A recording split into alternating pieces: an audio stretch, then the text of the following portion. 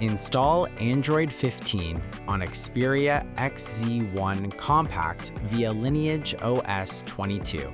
Please check the description for important notes and download links. First, download ROM and GApps packages, then transfer the downloaded files to the phone's storage. Step 2. Boot your device into TWRP recovery. Step 3. Once you're in TWRP main menu, go to Wipe, Advanced Wipe, and select the checkboxes as shown in the image, excluding internal storage.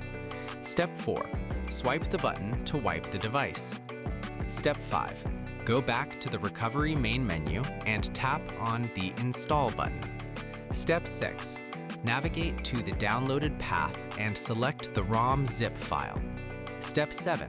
Finally, swipe the button on the screen to install ROM file. Step 8. Once the ROM installation finishes, return to the main menu and install the GApps zip package in the same manner. Step 9. After GApps flashing completes, select Wipe Cache/Dalvik from the bottom left side of screen and swipe to wipe. Step 10. When the wiping process is completed, hit Reboot System. That's it! You have successfully installed the ROM on your device.